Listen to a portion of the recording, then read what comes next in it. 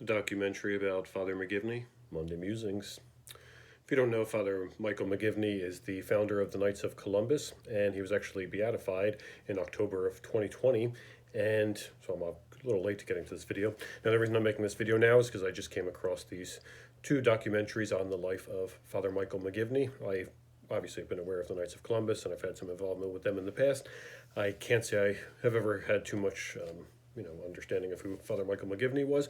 So there are these two documentaries. They're on fathermcgivney.org, and one is An American Blessed, and the other is A Witness for the World. The American Blessed talks about the life of Father McGivney, and the Witness to the World talks about some of what the Knights of Columbus are doing, and his life certainly is, fascinating.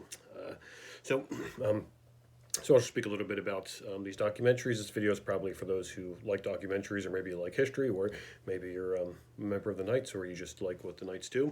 Then this video might be appealing to you. And Father McGivney, he actually died very young, and he died during and because of the Asian flu pandemic. So his life certainly is worthwhile to us today as we're going through a pandemic. And they often say what he did in founding the Knights of Columbus, since that was prior to the Second Vatican Council, a lot of what he was doing was kind of, foreseeing what was happening at the Second Vatican Council. And so, by getting the laity more involved in this movement, it was kind of that initial kind of like, again, foreshadowing of the Second Vatican Council. And, during the time when he was alive, anti-Catholicism was very, rampant in the United States of America. And so he, one of the things that he wanted to do was he wanted to express how how Catholics could be faithful Catholics, and they still could be contributing citizens in society. And so that was kind of unique because, again, Catholics were seen as, kind of a persecuted minority. They were not well respected in the country, and so he kind of wanted to elevate the status of Catholics throughout that. So at the age of 13, he actually had, this was obviously prior to becoming a priest. At the age of 13, he had a desire to become a priest, and I believe it was his father, was kind of hesitant with that, and so he went to work in a factory for 3 years, and then I guess he prevailed upon his father so that he could go on to become a priest. And so he went to Quebec to study to become a priest, and while he was there, his father passed, which was obviously very sad. And because of how things were at that time, he had to go back home and help contribute to the family, because without the father as the main provider of the family, then things were very drastically different during that time for him and his family. And so he went back home, and it was the Archbishop of Hartford who actually wanted him to become a priest, and so he sends him, even in the midst of that, to study to become a priest, and he studies at St. Mary's Seminary in Baltimore, where he does eventually get ordained. And he got ordained in December 2nd, 1877, and then he becomes a priest in New Haven, Connecticut, and the parish he went to was actually a newly built church, and because of that, it acquired massive amounts of debt apparently. And the New York Times even wrote a scathing article about this parish because because of the debt it had incurred, and also because it was in a very prominent area where Catholics weren't typically associated with. And so all these Irish immigrants were coming to this area where the more wealthy to do were. And so I haven't obviously seen that article, but the New York Times apparently ran this scathing article about that.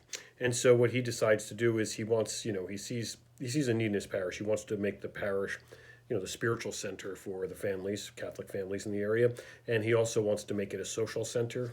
So he wants the whole life of the families in his parish to revolve around that parish. And so he organizes baseball games, and he was actually liked baseball, or organized trips for young people to go out, and did a whole bunch of other things to make the parish both the spiritual center and also the social center of that.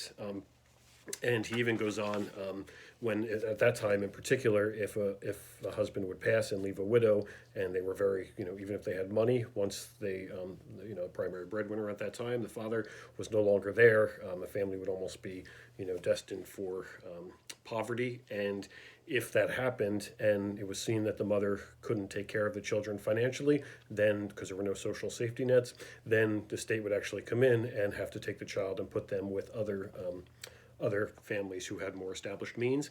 And so because of that, there's this family who Father McGivney was aware of, and they had a very successful business. The father passed. The mother wasn't going to be able to help with, help financially them, so the state was going to have to take over. So Father McGivney actually accepted guardianship of that child, so the child could actually stay with his mother and also his family. And that child goes on to eventually go to Yale Law School and become a graduate of that.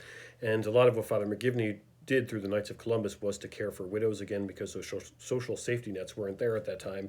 And so Father McGivney, really made sure that widows, through the Knights of Columbus in particular, were cared for. And so what he does in the year of 1881, he gathers men in the basement of his of the parish, and he talks about how he wants to organize them into a group that can be influential in society, and how he wants to have their name be taken after Columbus, because obviously of the connection with Columbus in America.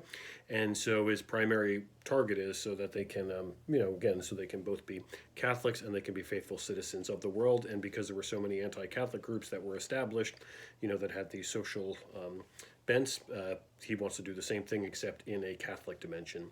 And kind of unique, again, how he does foreshadow the Second Vatican Council, is he entrusts the men with the leadership of this new organization. Priests can be part of it, but they're not going to be in the leadership roles. And so again, we do see some of what's anticipated in the Second Vatican Council. He does die on August 14th, 1890, and again, it was from that Asian flu pandemic. Again, lived through a pandemic similar to what what we're living through now. In 1997, his cause for canonization was open. In 2008, I believe, Pope Benedict made him venerable. And then if you watch the documentary, they do actually talk a lot about the miracle that was attributed to him that eventually led him on October 31st of last year, where he was made venerable, and that was at the Cathedral of St. Joseph in Hartford, Connecticut. And so now, 40 years after, sometime after his death, there's now something like 800,000 knights, and they have foundations in Mexico, Cuba, Philippines, Poland, Korea, France, Ukraine, Lithuania, and all the other parts. So if you go to fathermcgivney.org, I'll include a link. If you're watching on any other platforms, you have to go to the YouTube channel. It's fathermcgivney.org, and you can watch the documentary, An American Blessed, and that just talks about the life of Father McGivney. They're both about a half hour, so they're not that long. And then if you just want to see more about what the Knights are doing throughout the world and all these countries that they're now established, that one is called A Witness to the World. And so Father McGivney certainly has had a powerful impact on this country and all throughout the world. Unique with him is that we don't have a whole bunch of diocesan priests that were canonized, and he simply was just a parish priest. And so because of that, he went on to do amazing things in founding the Knights of Columbus and all the charitable things that they do. So I just encourage you on this Monday, go to fathermcgivney.org. Again, I'll include the links, and you can see this, watch these documentaries on the life of a parish priest from the United States who went on to do so much. See you soon, St. Catherine's.